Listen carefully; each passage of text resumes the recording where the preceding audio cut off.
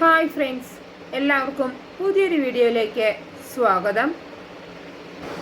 ഗായത്രി അമ്മ പാർവതിയോട് പറയും, നീ ചെയ്തതിൽ ഒരു ശരികേടും ഇല്ല മോളെ. ശേഖർ നന്മയുള്ളവനാണ്. പാവം ചെയ്യാത്ത കുറ്റത്തിനാണ് അയാൾ ജയിൽ ശിക്ഷ അനുഭവിച്ചത്. ഇപ്പോൾ അയാൾക്ക് അതിന് പ്രതികാരം ചെയ്യണം. അതിനു വേണ്ടിയാണ് അയാൾ ഇവിടെ വന്നിരിക്കുന്നത്. എല്ലാം നിനക്ക് അധികം വൈകാതെ തന്നെ ബോധ്യമാകും. എന്നെ കൊന്നതാണെന്ന് ഉടനെ നിനക്ക് മനസ്സിലാകും. പലതും തിരിച്ചറിയുമ്പോൾ പലരുടെയും മുഖമൂടികൾ അഴിഞ്ഞു വീഴും. ഒപ്പം നിന്റെ എതിരാളികളുടെ എണ്ണവും കൂടും. എനിക്ക് പറയേണ്ടത് ഒന്ന് മാത്രമാണ്. ആരുടെയും ജീവൻ എടുക്കാൻ മടിക്കാത്ത നമ്മുടെ ശത്രുക്കളെ തിരിച്ചറിഞ്ഞു കഴിഞ്ഞാൽ നീ നിന്റെ ജീവൻ രക്ഷിക്കാൻ ശ്രമിക്കുമോ, അതോ എൻ്റെ മകൻ്റെ ജീവൻ രക്ഷിക്കാൻ നോക്കുമോ? അപ്പോൾ പാർവതി പറയും, അമ്മയ്ക്ക് എന്നെ സംശയമാണോ? ആ കാര്യത്തിൽ അമ്മയ്ക്ക് യാതൊരു സംശയവും വേണ്ട. എൻ്റെ ജീവൻ കൊടുത്തിട്ടാണെങ്കിലും ശരി, ഞാൻ എൻ്റെ ഭർത്താവിൻ്റെ ജീവൻ രക്ഷിച്ചിരിക്കും. പക്ഷേ എന്ത് അപകടം, ഏത് ഭാഗത്തു നിന്ന് ആരാണ് ആക്രമിക്കാൻ ശ്രമിക്കുന്നത് എന്നൊന്നും എനിക്കറിയില്ല. ഇപ്പോൾ നല്ലവരെയും മോശക്കാരെയും ഒന്നും എനിക്ക് തിരിച്ചറിയാൻ പറ്റുന്നില്ല അമ്മേ. പക്ഷേ ഇവിടെ രണ്ടുപേരെ എനിക്ക് സംശയമുണ്ട്, പ്രഭാവതി അമ്മയെയും പ്രതാപൻ സാറിനെയും. അവർ രണ്ടുപേരും കൂടി പലപ്പോഴും മാറി നിന്ന് രഹസ്യമായി എന്തൊക്കെയോ സംസാരിക്കുന്നത് ഞാൻ പലപ്പോഴും കണ്ടിട്ടുണ്ട്. അതിൽ എന്തൊക്കെയോ പന്തികേടുണ്ടെന്ന് എനിക്ക് അപ്പോഴേ തോന്നിയിട്ടുള്ളതാണ്. അപ്പോൾ ഗായത്രിയമ്മ പറയും, എന്തു തന്നെ വന്നാലും നീ തളരുകയോ പതറുകയോ ചെയ്യരുത്. നല്ല മനോധൈര്യത്തോടെ ആത്മവിശ്വാസത്തോടെ നീ മുന്നോട്ട് പോയിക്കോളൂ. സമയമാകുമ്പോൾ എല്ലാ സത്യങ്ങളും നിന്റെ മുന്നിൽ തെളിയും. ഉദയനൂരമ്മ എന്നും നിനക്ക് തുണിയായിരിക്കും എന്ന് പറഞ്ഞിട്ട് ഗായത്രിയമ്മ നടന്നു പോവുകയാണ് കേട്ടോ. അപ്പം പെട്ടെന്ന് പാർവതിയുടെ മനക്കണ്ണിൽ വീണ്ടും ഒരു കാഴ്ച തെളിയാണ്. അതൊരു പാമ്പിൻ്റെ പുറ്റായിരുന്നു കേട്ടോ. അതേസമയം വിപിൻ എങ്ങോട്ട് പോകാൻ വേണ്ടി റെഡിയാവുകയാണ്. അപ്പോൾ പല്ലവി അവിടേക്ക് വരികയാണ് കേട്ടോ. അപ്പോൾ വിപിൻ ദേഹത്തടിച്ച സ്പ്രേ പല്ലവിയുടെ കണ്ണിലേക്ക് പോവുകയാണ്. അപ്പോൾ പല്ലവി കരയാണ് കേട്ടോ. അപ്പോൾ വിപിൻ പല്ലവിയുടെ കണ്ണൊക്കെ ഊതി കൊടുക്കുന്നുണ്ട്. അത് കഴിഞ്ഞ ശേഷം പല്ലവി വിപിനോട് പറയും, നമുക്ക് കുറച്ചു നേരം സംസാരിച്ചിരുന്നാലും വിപിൻ സാറേ. അപ്പോൾ വിപിൻ പറയും, അയ്യോ ഞാനൊന്നുമില്ല, എന്നെ വിട്ടേക്ക്, എനിക്ക് ഓഫീസിൽ പോയിട്ട് കുറേ ജോലിയുണ്ട് എന്ന് പറഞ്ഞിട്ട് വിപിൻ അവിടെ നിന്ന് പോവുകയാണ്. അതേസമയം പാർവതി എന്തോ ആലോചിച്ചിട്ട് മുകളിൽ നിന്ന് താഴേക്ക് ഇറങ്ങി വരികയാണ് കേട്ടോ. ആ സമയം അച്ഛമ്മ അവിടേക്ക് വരുന്നുണ്ട്. അച്ഛമ്മ പാർവതിയെ വിളിക്കുന്നുണ്ടെങ്കിലും പാർവതി അതൊന്നും അറിയുന്നില്ല കേട്ടോ. പാർവതി എന്തോ ആലോചിച്ചിങ്ങനെ നടക്കുകയാണ്. അപ്പോഴാണ് അവിടേക്ക് വിശാൽ വരുന്നത്.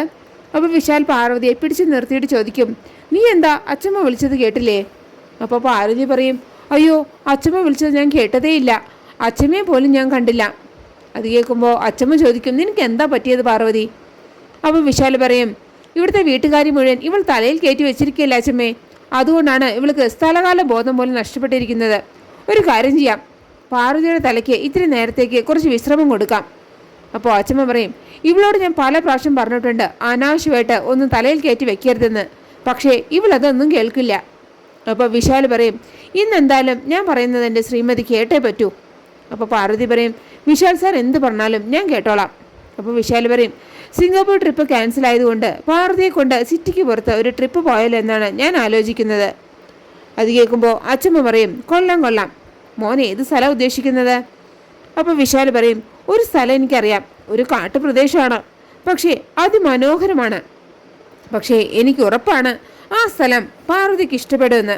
അവിടെ ചെന്നാലേ ഇവൾക്ക് നല്ല സ്വസ്ഥത കിട്ടുകയും ചെയ്യും. അപ്പോൾ അച്ഛമ്മ പറയും, എന്നാൽ പിന്നെ പാർവതി നീയും വിശാലും കൂടെ പുറത്തേക്കൊക്കെ പോയി ഒന്ന് ചുറ്റിയിട്ട് വാ. അപ്പോൾ പാർവതി ചോദിക്കും, അത് വേണോ അച്ഛമ്മേ? അപ്പോൾ വിശാൽ പറയും, വേണം, ഇപ്പം തന്നെ പോകണം, നീ വന്ന് റെഡിയാവുക എന്ന് പറഞ്ഞിട്ട് പാർവതിയെയും കൂട്ടി വിശാൽ മുകളിലേക്ക് പോവുകയാണ്. അതേസമയം പ്രതാപം വന്ന് പ്രഭാവതിയോട് പറയും, ഒരു വിശേഷമുണ്ട് ചേച്ചി. വിശാൽ പാർവതിയെയും കൂട്ടി ഔട്ടിങ്ങിന് പോകുന്നു. അവിടെ അതിൻ്റെ ഡിസ്കഷൻ നടക്കുന്നത് ഞാൻ കേട്ടു. അപ്പോൾ പ്രഭാവതി ചോദിക്കും, അവരെങ്ങോട്ടാണ് പോകുന്നത്? അത് വല്ലതും നീ കേട്ടോ? അപ്പോൾ പ്രതാപം പറയും, അത് സിറ്റിക്ക് പുറത്തുള്ള ഏതോ ഒരു കാട്ടുപ്രദേശമാണ് എന്നാണ് പറഞ്ഞത്.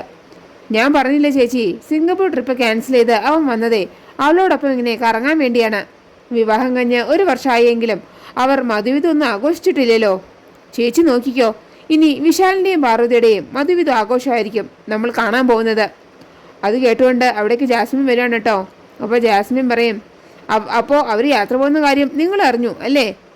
അപ്പോൾ പ്രഭാവതി പറയും, ഇവൻ പറഞ്ഞപ്പോഴാണ് മോളെ ഞാൻ അറിയുന്നത്.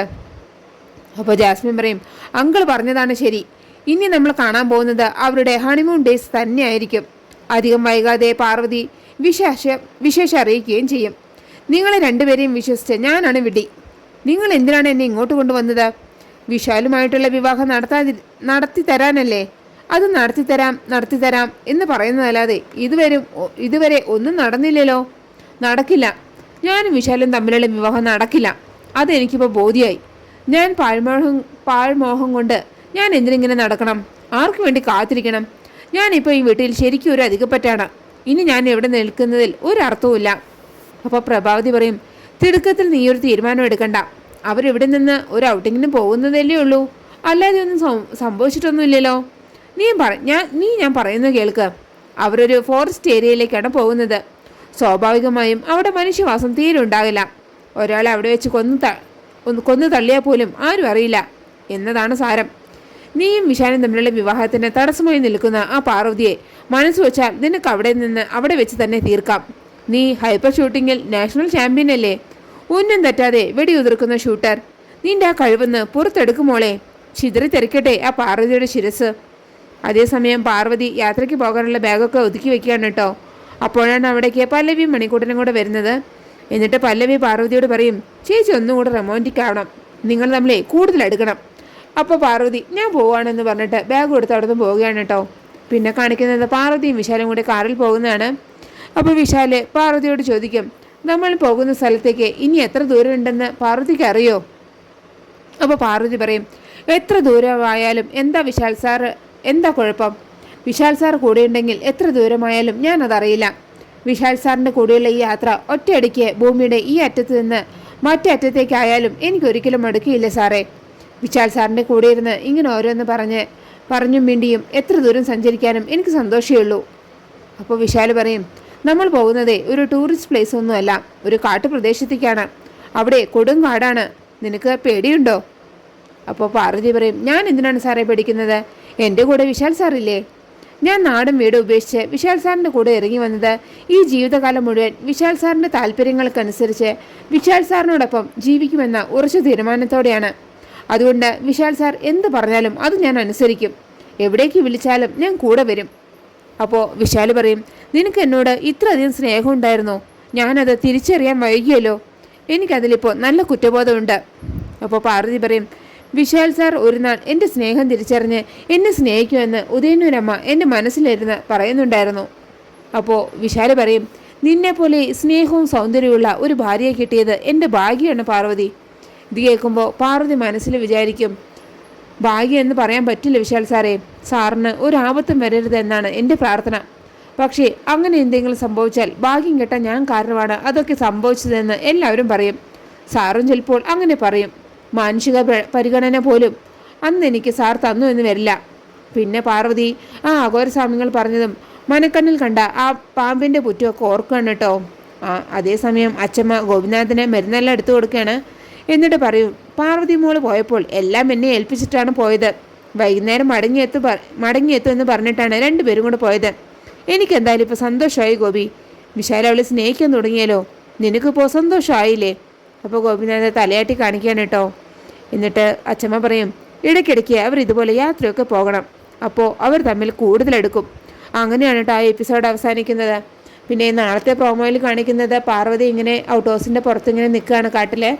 അപ്പോൾ ജാസ്മിൻ തോക്കും കൊണ്ട് അവളുടെ നേർക്ക് നിൽക്കുന്നതാണ് കേട്ടോ പ്രോമോയിൽ കാണിച്ചിരിക്കുന്നത്. നിങ്ങൾക്ക് എൻ്റെ റിവ്യൂ ഇഷ്ടമായാലും മറക്കാതെ എല്ലാവരും ലൈക്കും സബ്സ്ക്രൈബ് തന്നെ എന്നെ ഒന്ന് സപ്പോർട്ട് ചെയ്യണേ പ്ലീസ്.